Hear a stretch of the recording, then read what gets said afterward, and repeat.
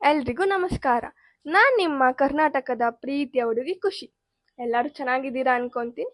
ಏನಪ್ಪ ಅಂದರೆ, ಯಾರಿಗೆ ಆದರೂ ಒಂದು ಚಿಕ್ಕ ಆಸೆ ಇರುತ್ತೆ.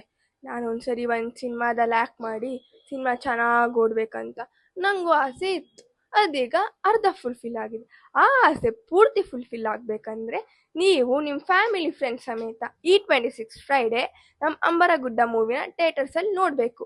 ಆಲ್ಮೋಸ್ಟ್ 20-25 ಇಯರ್ಸ್ ಆದಮೇಲೆ ಈ ಥರ ಮಕ್ಕಳು ಮೂವಿ ಬಂದಿರೋದು ಅದೇ ನಮ್ಮ ಅಂಬರಗುಡ್ಡ ಮೂವಿ.